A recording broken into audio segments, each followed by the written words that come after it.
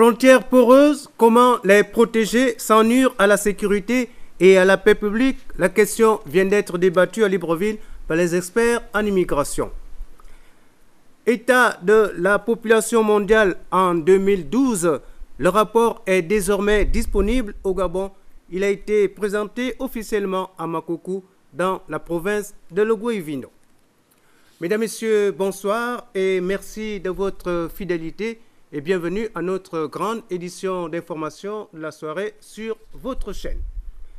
Le rapport sur l'état de la population mondiale en 2012 est désormais disponible, élaboré par le Fonds mondial pour les populations. Ce document analyse les atouts du planning familial et les droits humains comme outil de développement. La ville de Makoko a été choisie pour la présentation officielle de ce rapport. Elisabeth Nyanga et Louis Bestar Lenyongo nous le font découvrir dans ce reportage.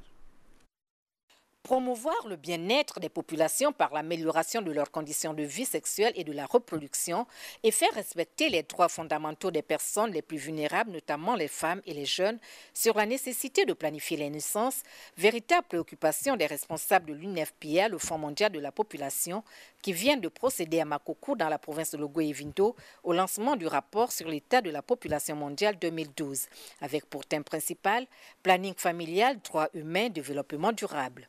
Depuis plus de 3 décennies, cet organisme du système des Nations Unies présente tous les ans un rapport avec des indicateurs sociaux de base dont l'objectif est de faire le plaidoyer auprès des décideurs. Processus qui permet de programmer les naissances, éviter les inconvénients dus aux grossesses non désirées et précoces. La planification familiale constitue une stratégie de lutte contre la pauvreté. Les autorités politico-administratives de la province de Logoué-Vindo appuient l'action de l'UNFPA et prônent la vulgarisation des campagnes de sensibilisation. Notre rôle en tant qu'autorité gouvernementale et partenaire au développement est de soutenir, d'aider à comprendre la nécessité d'éviter les grossesses précoces et non désirées. C'est à ce prix que par nos efforts conjugués, nous arriverons à réduire le taux élevé de mortalité infantile et maternelle dans notre province et partant sur l'ensemble du territoire national. Chaque année, 529 000 cas de décès maternels sont enregistrés à travers le monde, dont 519 au Gabon. Les populations ogivines, particulièrement les jeunes, sont interpellées sur l'importance de s'approprier les méthodes de la planification familiale. C'est un engagement pour notre pays et notre province. Donc ce qui va se faire, il faudrait que les jeunes prennent ça en compte. Ils prennent ça en considération. C'est pour leur bien qu'on ne voit pas les petites filles en grossesse, que vous faites des enfants, ce n'est pas pour donner aux mamans. Il y a un temps pour faire les enfants, il y a un temps pour aller à l'école. L'exposé sur le rapport du Dr Ignace Mesmengouangema et l'étude sur la santé reproductive dans le Logoué-Vindo présentée par Félicité Mbengba ont édifié l'assistance. En marge de la cérémonie officielle, le réseau des sages-femmes du Gabon a procédé à des consultations gratuites pré- et post-natales à l'hôpital régional de Makoko. Venons-en à la campagne de lutte contre le sida, les jeunes et le VIH, un jeu de société consacré à l'éducation et à la sensibilisation sur le sida vient d'être lancé à Libreville au lycée Nyenjengonju. Reportage Filika Biongo Kombila et Richard Mobiwa. Éduquer et sensibiliser les jeunes sur le sida à travers le jeu, c'est tout l'intérêt de la création de ce jeu dénommé Vie de jeunes, dont la présentation a été faite en présence du ministre de la Santé, de l'ambassadeur des États-Unis au Gabon, du président directeur général de Shell Gabon, du proviseur et des élèves du lycée Paul Njenjengonju. Nous pensons que le jeu Vie de jeunes est l'une des outils appropriés pour l'éducation et la sensibilisation contre le VIH et le sida. Il est dynamique et interactif et il stimule la réflexion et la discussion sur le VIH et le sida, les maladies sexuellement transmissibles, les moyens de protection tels que l'abstinence, le bon usage de préservatifs et les risques liés à la consommation d'alcool. Ce jeu éducatif a été développé à l'origine par Educators for Life et a été adapté aux jeunes gabonais. et testé dans les différentes écoles de Libreville et de Gamba, en collaboration avec le comité de lutte contre le sida et la direction générale de prévention contre le sida. Dans de nombreuses régions du monde, les contaminations au VIH-Sida touchent encore 45% des jeunes de 15 à 24 ans et une personne sur 20 s'infecte par le VIH au Gabon. Selon l'ONU-SIDA, le programme des Nations Unies sur le VIH-Sida, l'évolution future des épidémies de VIH dépend surtout des modèles de comportement des jeunes, ces derniers qui constituent un des groupes les plus vulnérables. C'est parce que la bataille contre le VIH-Sida est une affaire de tous qu'il est plus que jamais nécessaire de mutualiser des efforts si l'on veut atteindre l'objectif zéro. Le lancement du jeu de société Vie de Jeunes vient donc mettre un terme à une semaine d'intenses activités en rapport avec la Journée mondiale de lutte contre le sida, célébrée le 1er décembre dernier.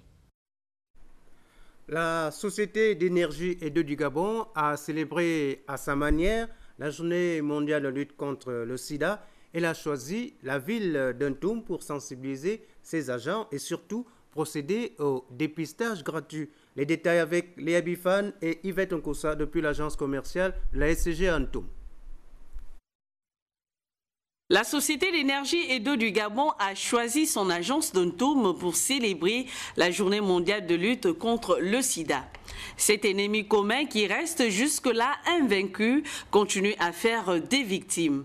Pour freiner la propagation du virus, la SEEG a procédé au dépistage de ses agents, des populations et même des communicateurs. La SCG gère les hommes, et quand vous gérez les hommes, c'est les hommes qui font la maladie. Donc on ne peut pas être insensible lorsqu'un tel fléau survient dans une population. Déjà par notre action d'entreprise citoyenne, nous nous devons d'accompagner l'État dans ce genre de politique, mais aussi parce que nos salariés ne sont pas des êtres en fer. C'est des êtres qui peuvent être malades et qui peuvent demain, s'ils sont malades, cela peut avoir un impact sur notre société. Donc ce n'est pas totalement de la philanthropie. Nous faisons cela parce que nous voulons protéger nos salariés qui sont la première ressource de notre entreprise. Nous faisons cela aussi, et c'est pour cela que nous nous ouvrons à la société, parce que nous ne pouvons pas être un îlot de prospérité dans un océan de misère. Donc nous avons aussi à apporter notre contribution dans ce qui se fait au niveau national. Cette journée a notamment mis en avant la sensibilisation avec une conférence qui a revisité les contours de cette pandémie, non sans évoquer le thème de cette année, objectif zéro, zéro nouvelle infection à VIH, zéro discrimination, zéro décès dû au sida. Ça m'a intéressé de venir me dépister pour donner un plus à mes collègues qui sont ici. Parce que la plupart des agents aiment fuir quand on doit leur demander de faire un dépistage. Mais moi j'ai l'habitude et ça me permet moi de voir mon état de santé chaque année. Le Gabon n'avait qu'à former vraiment comme le gouvernement en a initié le relais communautaire, nous avons été intégrés là-dessus. C'est important de mettre plus de moyens, que les gens soient formés, ça va stabiliser les personnes vivant avec le VIH. Pour dire donc non au sida, la SEEG a mis en scène la chanson, le slam et le témoignage afin d'inverser la tendance actuelle et de gagner la victoire contre ce fléau. Pour leur part, les experts nationaux et internationaux en matière d'immigration se sont séparés hier à Libreville au terme de plusieurs jours de discussion sur la maîtrise des flux migratoires dans un espace intégré. Le point avec Gabriel Guillain-Lemami et Victor Mundunga. Durant 4 jours, les séminaristes ont planché sur la question des flux migratoires au Gabon. Clôturant les travaux, le général de division de la Direction générale de la documentation et de l'immigration a souligné que les travaux de ce séminaire restent le fruit d'une coopération. Les axes de développement définis lors du séminaire rejoignent les projets de la programmation de la DGDI dans de nombreux cas. Cependant, les travaux du séminaire ont permis de dégager de nouvelles pistes. Je retiens entre autres le désir des différentes administrations à travailler ensemble pour le bien de tous, pour le bien de notre pays, le Gabon. Je vais lire et m'imprégner attentivement des conclusions qui me seront remises dans les prochains jours. Ce séminaire ne peut être la fin des travaux, mais constitue le commencement d'une coopération active et dynamique. Ce séminaire vient ici renforcer les capacités de gestion des flux migratoires mais surtout la coopération entre les administrations gabonaises et les corps armés. Nous avons fait une radioscopie du système de sécurisation aux frontières, notamment en matière de l'immigration, et nous avons dégagé les forces et les faiblesses. Bon, la majorité des cas, nous avons trouvé que c'est surtout la coordination entre les administrations qui faisait beaucoup de défauts. Ensuite, il y a un tout petit peu un problème, dans une moindre mesure, un problème de formation. Et puis voilà, à partir de là, donc, nous avons dégagé des pistes de solutions pour envisager des synergies pour le mieux. Soulignons que les séminaristes, pour plus de participation active, ont proposé de se réunir à nouveau les jours à venir. Ouvrir un compte bancaire et transférer de l'argent à partir d'un téléphone portable est désormais possible grâce à BICIG Mobile. Ce nouveau produit de la Banque internationale pour le commerce et l'industrie du Gabon a été présenté officiellement à la Cité de la démocratie en présence de Yves Chisley Mitumba et Cyriac Harris. Pour la présentation officielle du compte électronique ou encore banque portable, les responsables de la BICIG ont choisi la salle des banquets de la Cité de la démocratie.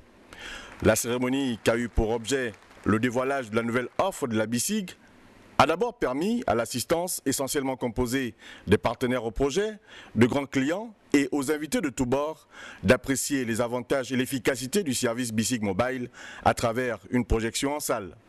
Déposez de l'argent sur votre compte mobile. Bonjour Amadou, je vais faire un versement sur mon compte BICIG Mobile.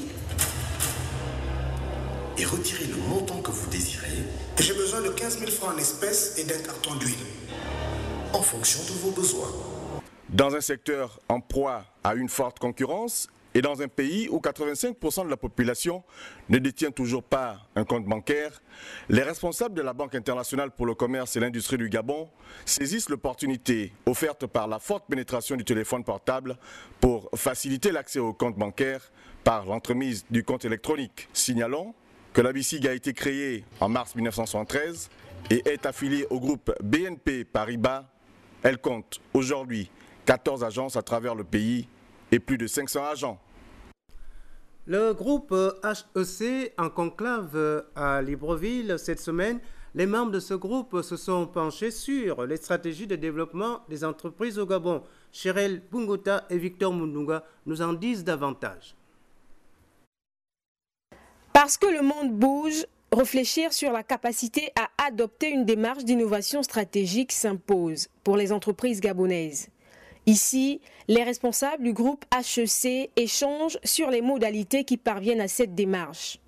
C'est dans un contexte économique instable et concurrentiel que le conférencier situe le référentiel de son propos. L'innovation stratégique est un concept qui répond en fait aux besoins des entreprises aujourd'hui de remettre en cause en permanence la façon dont elles travaillent, en particulier avec leurs clients, mais également avec tout l'environnement dans lequel elles sont baignées. Donc remettre en cause la façon dont elles travaillent, proposer de nouvelles façons de faire et de nouveaux produits ou des nouveaux services aux clients.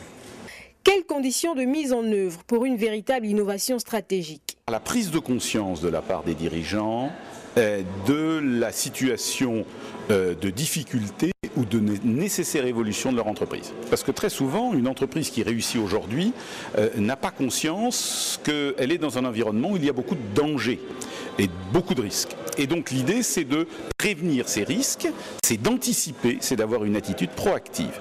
Après des heures d'échange et de réflexion à la situation générale et tenant compte de la mondialisation qui fonctionne aujourd'hui dans des économies globalisées, pour les entreprises gabonaises, l'innovation stratégique est une condition nécessaire et vitale pour la vie d'une entreprise. Pour plus de visibilité et lisibilité et donc une meilleure rentabilité des entreprises dans un monde en perpétuel changement, reste aux dirigeants de s'approprier cette nouvelle vision pour une croissance économique gabonaise plus inclusive.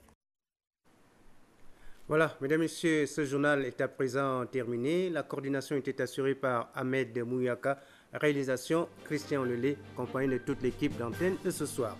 Merci de vous. Excellente soirée à tous. Au revoir et à demain 20h.